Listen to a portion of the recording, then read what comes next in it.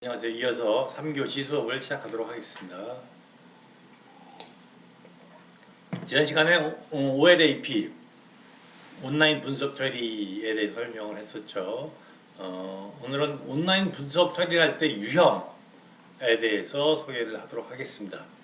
온라인 분석 처리하는 유형은 보면 두 가지로 설명이 되고 있어요. 하나는 MOLAP, 여기서 M이란 얘기는 뭐 약자냐면요, 멀티 디멘셔널의 약자입니다. 그래서 다차원 분석, 온라인 분석 처리, 멀티 디멘셔널 올랩이 되고, 관계형 온라인 분석 처리라고 얘기하면은 R 올랩이라고 얘기하거든요. R이라는 건 뭐죠? 릴레이셔널 올랩, 이렇게 보시면 될 것 같아요. 그래서 온라인 분석 처리하는 방법이 두 가지가 있는데, 여러분들 관련돼서 조금 더 쉽게 보시기 위해서 책 471쪽 471쪽 한번 그림 14-10을 보세요. 471쪽 그림 14-10을 보면은 14-10이 뭐냐면 다차원 온라인 분석 처리예요. 다차원 온라인 분석 처리. 그리고 그 다음 장 14-11을 보시면은 그림 14-11을 보시면은 관계형 온라인 분석 처리 R-OLAP 구조가 되어 있죠. 그죠? 그럼 14-10하고 14-11하고 어떻게 차이가 나는가 한번 여러분들 잘 살펴보세요.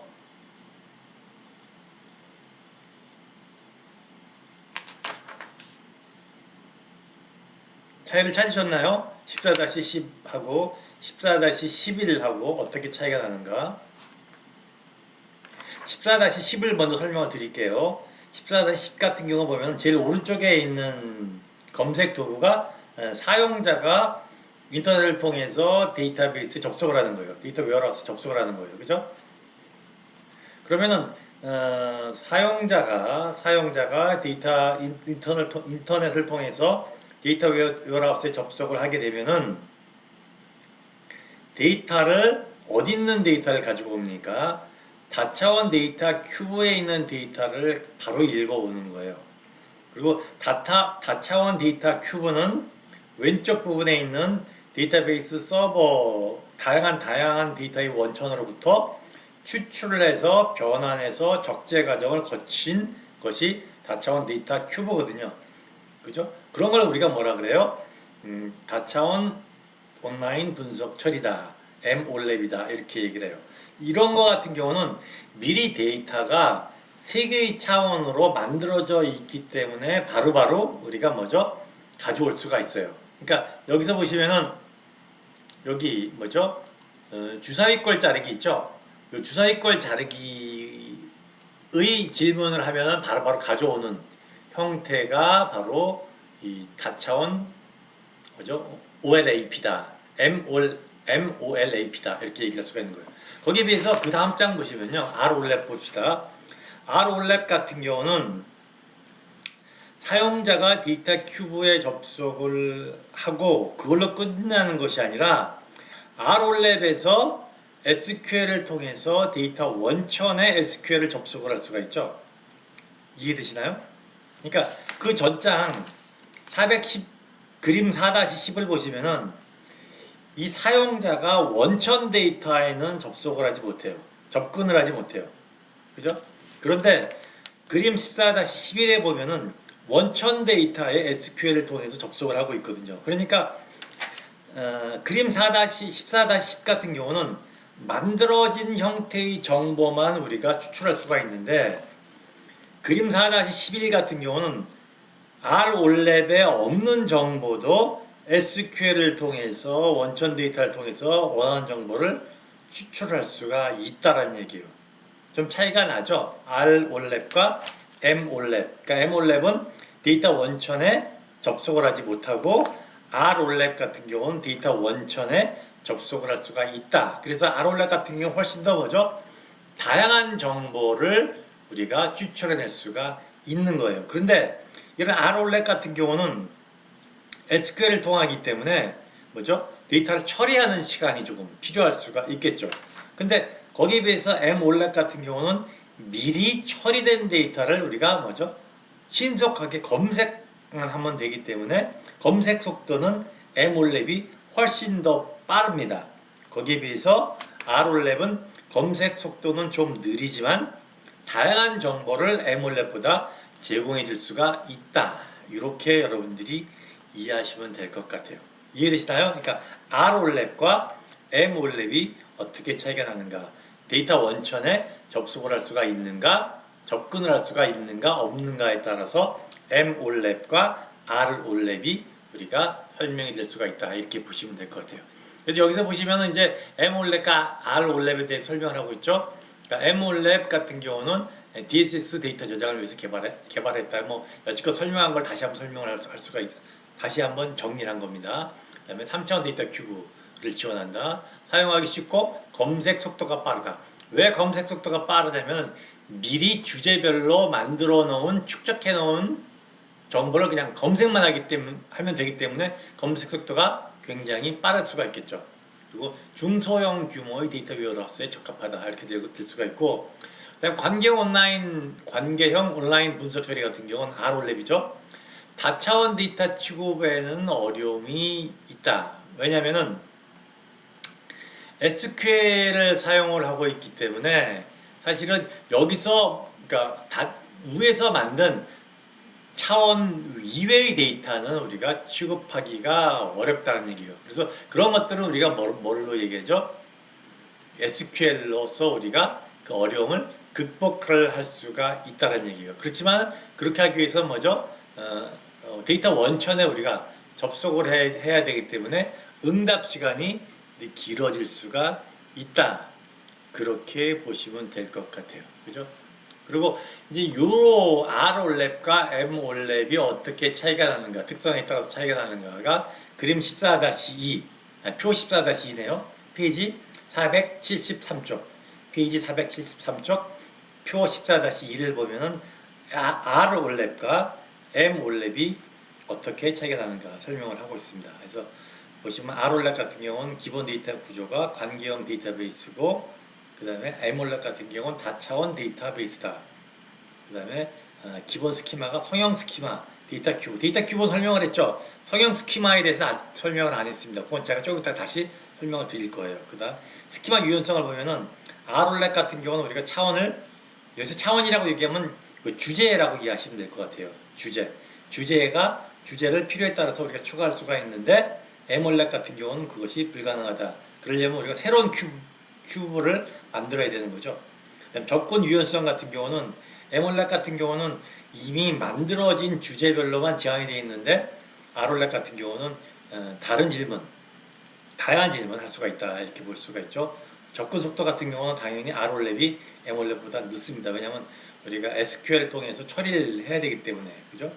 데이터 규모는 중대형, R올랩이 중대형이고, 원시 데이터 접근이 가능하냐 가능하지 않느냐에 따라서 R올랩과 M올랩이 차이가 난다. 이렇게 보시면 될 것 같아요. 그래서 이제 그 데이터 웨어하우스는 이렇게 M올랩과 R올랩 두 가지 유형이 있고, 각각 장단점이 어떻게 있는가. 그러니까 어떤 형태가 좋다 나쁘다가 아니라 우리 회사에 맞는 그러한 형태의 데이터 웨어하우스를 만들어내는 것이 중요하다. 이렇게 보시면 될 것 같습니다. 그 다음에 이제 관계형 데이터 웨어하우스를 만들 때 우리가 이제 다차원 온라인 분석 처리, 그러니까 다차원 데이터 큐브는 했으니까 우리 관계형 데이터 웨어하우스 설계를 할 때는 이 성형 스키마라는 걸 통해서 우리가 관계형 데이터 웨어하우스를 설계합니다. 성형 스키마라는 건 뭐냐면요, 여러분들 책 475쪽 475쪽 그림 14-2를 보시면 알 수가 있어요. 그림 14-2가 뭐냐면요, 성형 스키마의 관계형 데이터 웨어하우스 형태입니다. 여기서 보시면은 사실 테이블이 있고 차원 테이블이 있죠. 사실 테이블이 있고 차원 테이블이 있습니다. 그림 14-12를 설명하고 있는 겁니다. 사실 테이블은 뭐냐면요, 사실 테이블 같은 경우는 핵심 실적 지표를 사실 테이블이라고 얘기합니다. 즉 원가, 이익, 매출액, 매출량처럼 우리가 뭐라 그랬죠? 실적 관리해야 될 지표를 우리가 사실 팩트다. 이렇게 설명을 합니다. 그죠? 그리고 그러한 것들이 이제 테이블에 되어 있는 거죠. 그 다음에 차원 테이블이라는 게 있는데, 차원 테이블이라는 건 뭐냐면 그 사실에 대한 핵심 실적 지표에 대한 추가적인 관점을 우리가 차원이다 설명을 합니다. 우리가 주제별이란 얘기 했잖아요. 주제가 여기서 보면 차원이 되는 거예요. 예를 들어서 매장별 곱하기 제품별. 그러한 것들이 이제 차원이 되는 거예요. 그죠? 그 다음에 속성이라는 게 있는데, 각각의 차원은 여러 개의 속성을 가지고 있을 수가 있고, 그 다음에 속성 계층이 상세 보기, 그 다음에 요약 정보 보기, 이렇게 우리가 설명할 수가 있겠습니다. 조금 더 쉽게 설명을 하려면 여러분들이 페이지 477쪽 그림 14-13을 보시면 돼요. 자, 그림 14-13을 보면은 사실 테이블에 뭐로 되어 있습니까? 매출이 되어 있죠. 매출이라는 게 뭐죠? 핵심 실적 지표입니다.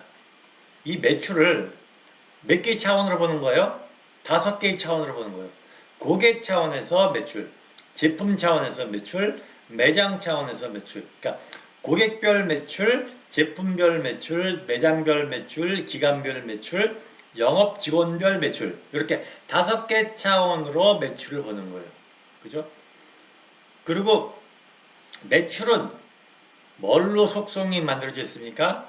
고객, 기간, 지원, 직원, 매장, 제품, 이 5개 차원으로 되어 있고, 매출액, 매출 수량, 수익으로 되어 있고, 자, 고객 차원에서 보면 고객에 대한 정보가 뭘로 또 되어 있죠? 고객번호, 고객명, 고객 유형, 나이, 성별, 구, 시도. 이렇게 각각 차원에 대해서 속성을 표시하고 있어요. 그죠? 이해되시나요? 그죠? 그러니까 요 성형 스키마는 사실 테이블과 차원 테이블로 구성이 되어 있는데, 사실 테이블에는 핵심 실적 지표, 그러니까 회사에서 관리해야 될 성과에 관련된 내용입니다. 그 원가라든가 수익이라든가 매출액이라든가 매출량을 얘기하고, 차원은 그 핵심 실적 지표의 여러 개의 차원, 추가적인 관점을 표현해 주는 것을 얘기한다. 이렇게 보시면 되고, 그 다음에 각각 차원은 뭐죠?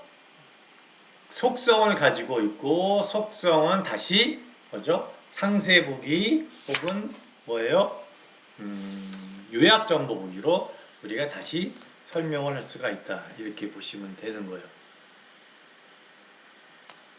이해되시죠? 그래서 성형 스키마에 대해서 설명을 했고, 이 성형 스키마를 우리가 이 성형 스키마 같은 경우 보시면은 그 실적 지표를 하나만 썼잖아요.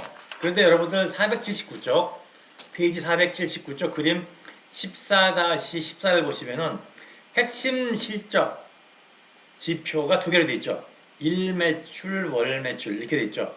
이렇게 사실 테이블을 2개 이상 가져가는 것, 그걸 우리는 뭐라 그래요? 다중사실 테이블이다, 이렇게 이야기를 해요. 뭐라 그래요? 다중사실 테이블이다, 이렇게 이야기를 해요. 그러니까 이건 뭐냐면 사실 테이블을 요약 수준별로 여러 개 가져가는 거예요. 여기서 보시면은 그림 14-14 같은 경우는 일매출, 월매출 이렇게 돼 있죠. 필요에 따라서 이걸 어떻게 되죠? 일매출, 주매출, 월매출, 반기매출, 분기매출, 이런 식으로 연매출 이렇게 할 수도 있는 겁니다. 그죠? 그러면은 우리가 이런 질문을 할 수가 있어요. 우리가 일매출만 알 수 있으면은 월매출도 당연히 알 수 있는 거 아니에요? 30일 더하면 되니까. 그죠? 그런 질문을 할 수가 있어요. 그런데 왜 구태여 일매출도 가져가고 월매출도 따로 가져가야 되지? 이런 질문을 할 수가 있는 거거든요. 그건 우리가 이렇게 생각할 수도 있는 겁니다. 우리가 일매출을 가지고 월매출, 그 다음에 반기매출, 분기매출을 도출해낼 수도 있지만은, 만약에 일매출만 가지고 있다면 어떤 경영자가 예를 들어서 연매출을 하고 싶다. 그러면 일매출을 몇 번 더 해야 돼요? 365번 더 해야 될 거 아니에요. 그러면 뭐가 걸립니까? 시간이 걸려요. 뭐가 돼요? 검색 속도가 늦어진다는 얘기예요. 그래서 우리가 의사결정 지원을 할 때 가장 중요한 것 중에 하나가 뭐죠? 검색 속도를 빨리 하는 거거든요. 검색 속도를 빨리 해서 의사결정자가 신속하게 의사결정을 도와주는 건데, 우리가 그러한 이유 때문에 이러한 다중사실 테이블을 가져가는 거예요. 그래서 일매출로 모든 월매출, 반기매출, 연매출을 알 수도 있지만은 검색 속도를 높이기 위해서 일매출도 가져가고 월매출도 따로 가져가고 그 다음에 반기매출도 따로 가져가고 그 다음에 연매출도 따로 가져가게 되는 거죠. 그렇게 될 경우 어떻게 되죠? 검색 속도가 높아지지만 어떠한 단점이 있어요? 추가 공간이 소요가 돼요. 당연히 뭐죠? 다양한 반복적으로 데이터를 저장하게 되니까 저장 공간이 늘어나서 비용이 증가가 될 수가 있겠죠. 그럼 이제 경영자는 이런 걸 결정을 해야 되는 거예요. 다중사실 테이블을 어느 수준까지 가져가느냐를 결정을 해야 될 거고, 만약에 우리 회사가 검색 속도가 굉장히 중요하다. 그러면 어떻게 되죠? 비용이 들매도 불구하고 검색 속도를 높이기 위해서는 뭐죠? 요약 수준을 여러 개 가져갈 수도 있다라는 얘기예요. 그러니까 우리 회사가 검색을 굉장히 자주 하고 여러 번 한다. 그럴 경우에는 어떻게 다중사실 테이블을 가져가는 것이 좋고, 우리 회사가 검색을 자주 하지 않는 회사다. 그럼 구태여 다중사실 테이블을 가져갈 필요가 없겠죠. 왜냐하면 비용이 많이 드니까. 그러니까 이러한 비용을 우리가 극복할 수 있을 만큼 검색 속도가 중요한 일을 하느냐에 따라서 다중사실 테이블을 가져갈 수도 있고 가져가지 않을 수도 있다. 그렇게 여러분들이 이해하시면 될 것 같아요. 그죠? 그래서 사실은 제가 이제 경영학 관련돼서 강의를 하면서 이제 여러 가지 항상 얘기하는 것 중에 하나가, 항상 옳고 그른 것은 있을 수가 없어요. 그러니까 우리 회사의 상황이 어떠냐에 따라서 여러 개의 옵션 중에서 하나를 선택할 수가 있는 거예요. 그럼 다중사실 테이블을 가져가는 것이 좋으냐 나쁘냐 이 차원이 아니라, 다중사실 테이블을 가져가는 장점과 단점을 정확하게 파악을 하고 우리 회사 입장에서는 어떤 걸 선택하는 것이 더 유리한 것인가, 그렇게 접근을 할 때 우리가 올바르게 데이터 웨어하우스를 설계를 하는 것이다. 이렇게 얘기할 수가 있는 겁니다. 그죠? 이해되시죠? 이제 그 다음에 이제 또 눈송이 스키마라는 개념이 있어요. 눈송이 스키마라는 거. 눈송이 스키마라는 거는 뭐냐면요, 여러분들 480쪽에 그림 14-15가 이제 눈송이 스키마의 예입니다. 눈송이 스키마 같은 경우는 뭐냐면요, 이 정교화를 통해서 차원 테이블 중복을 제거하는 거거든요. 그래서 저장 공간을 절약하는 걸 목적으로 해서 만든 스키마를 우리가 눈송이 스키마다 이렇게 이야기를 합니다. 근데 이러한 눈송이 스키마 같은 경우는 사실 이 눈송이 스키마가 갖고 있는 이점은 별로 크지 않고 검색 속도만 떨어뜨리기 때문에 그렇게 많이 사용되지는 않는 것으로 알고 있습니다. 그래서 사실은 우리가 데이터 웨어하우스가 뭐를 하기 위한 거예요? 의사결정을 지원하는 용도로 만들어진 거죠. 그러니까 의사결정을 지원한다는 얘기는 검색 속도가 빨라야 된다는 얘기고, 검색 속도가 빠르기 위해서는 때에 따라서는 뭐죠? 데이터 중복을 허용을 함으로써 하면서 데이터 공간을 많이 가져가는 거거든요. 그죠? 그렇지만은 검색 속도가 빨라지기 때문에 그만큼 의사결정에 도움이 될 수가 있기 때문에 그런 비용이 추가되는 것을 우리가 극복하고 이런 데이터 웨어하우스를 가져가는 거예요. 그런 차원에서 보면은 눈송이 스키마는 별로 이러한 데이터 웨어하우스의 개념과는 별로 맞지 않기 때문에 일반적으로 많이 쓰이지는 않는다, 이렇게 보시면 될 것 같아요. 그래서 여러분들은 눈송이 스키마는 하지 마시고 성형 스키마, 다중사실 테이블, 이러한 것들이 어떠한 개념인가를 여러분들이 정확하게 이해를 하시면 될 것 같아요. 그래서 이제 관계형 데이터 웨어하우스는 성형 스키마나 다중사실 테이블로서 우리가 관계형 데이터 웨어하우스를 설계를 하고 죄송합니다. 그리고 이제 다차원 멀티디멘셔널 데이터 웨어하우스는 우리가 데이터 큐브 형태로서 데이터 웨어하우스를 설계를 한다. 그렇게 여러분들이 이해를 하시면 될 것 같습니다. 그 다음 장에 설명되는 것이, 그러면 데이터 웨어하우스가 얼마나 효과가 있는가에 대한 얘기죠.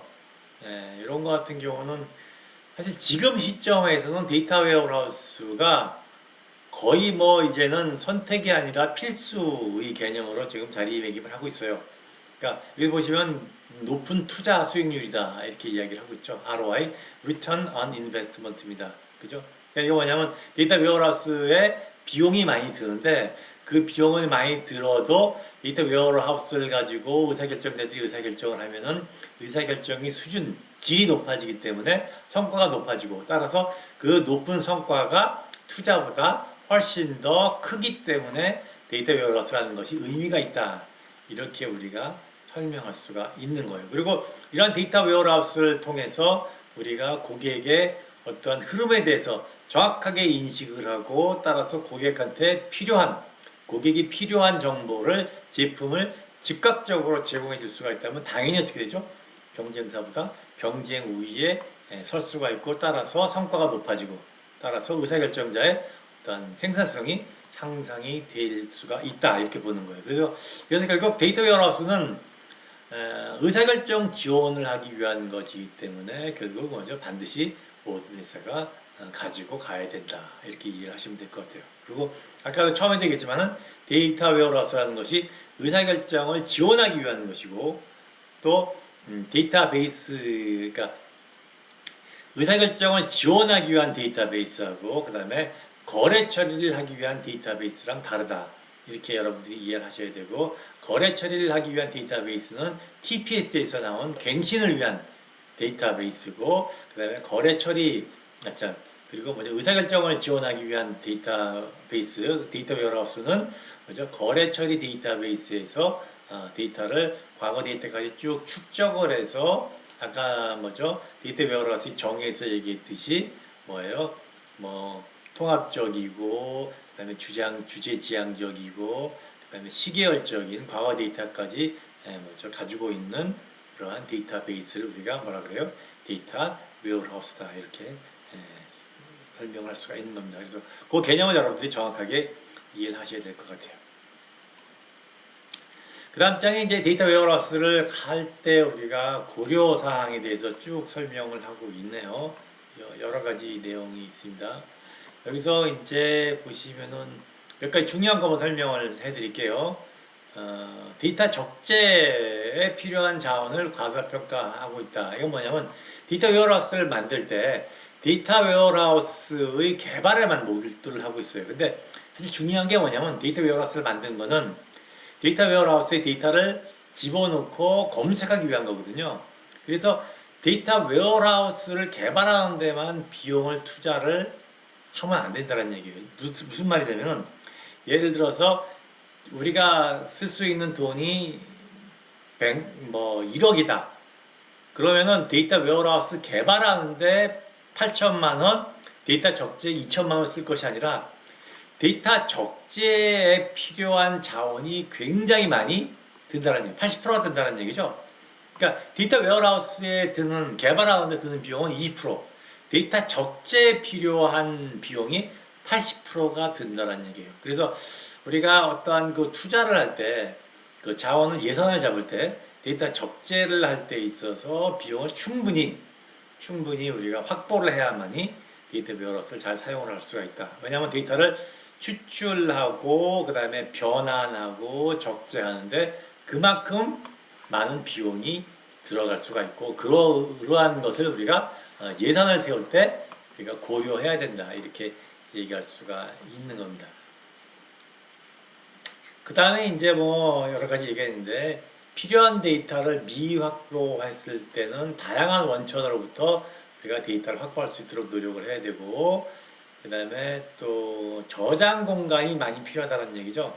그죠? 저장 공간이 많이 필요해요. 왜냐하면 중복된 데이터를 쓸 수 있는 경우가 많거든요. 중복된 데이터를 쓸 수 있는 경우가 많으니까 비용을 우리가 충분히 예산을 고려해야 된다는 얘기고 데이터의 소유권에 대한 얘기예요. 데이터 소유권은 뭐냐면은 예를 들어서 이런 거예요. 생산부서에서 과거에는 생산 데이터를 가지고 있었고 영업부서에서는 영업에 대한 데이터를 가지고 있었어요.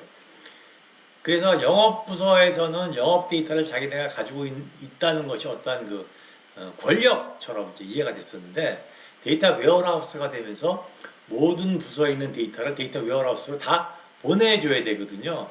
그러니까 각각 부서에서는 자기네 부서가 관리하던 데이터의 소유권이 어떻게 되죠?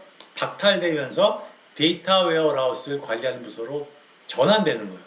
그러니까 어떠한 그 뭐라 그러죠? 권력의 변화가 생기는 거고, 그래서 사실은 여기서 많은 문제가 생길 수가, 갈등이 생길 수가 있고, 이런 갈등 관리를 얼마나 잘 하느냐에 따라서 데이터 웨어하우스가 성공적으로 사용되어질 수가 있다, 이렇게 볼 수가 있는 거예요.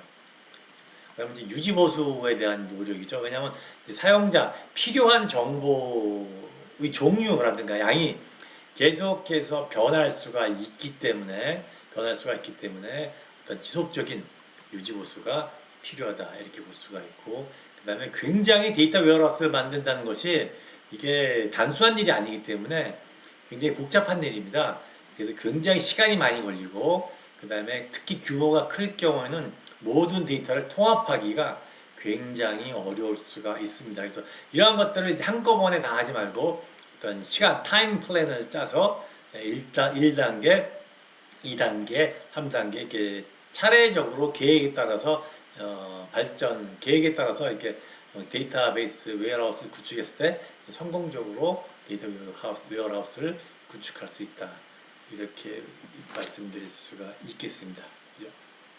그 다음에 이제 데이터 마이닝에 대한 얘기 나오는데, 데이터 마이닝이라는 얘기는 아마 여러분들이 그 마케팅 시간에 아마 하는 걸로 제가 지금 이해를 하고 있는데, 마이닝이라는 건 뭐냐면 대규모의 데이터베이스로부터 어떠한 통계적인 방법을 통해서 고객들도 모르는 고객의 행동 패턴을 확인하는 과정을 우리가 뭐라 그래요? 데이터 마이닝이다, 이렇게 이야기를 해요. 특히 이제 빅데이터 이 시절이 되면서 대규모 데이터베이스로부터 고객도 모르는 고객 히든 패턴을 발견을 하고 그것을 먼저 경영활동에 이용하는 것을 데이터 마이닝 기법이다, 이렇게 얘기하고, 이런 데이터 마이닝이 되기 위해서는 일단 큰 데이터베이스가 있어야만이 이것이 데이터 마이닝을 할 수가 있다, 이렇게 여러분들이 이해하시면 되겠습니다. 이것으로써 그 데이터 웨어하우스에 대해서 강의를 마치고 벌써 이제 책 한 권이 다 끝났습니다. 그죠? 다음 주부터는 여러분들이 기말고사를 봐야 될 텐데, 기말고사를 보기 위한 처음부터 다시 한번 복습하는 시간을 갖도록 할게요. 그리고 기말고사가 아직까지 어떤 식으로 치워지게 될지 아직 결정이 안 됐습니다. 그죠?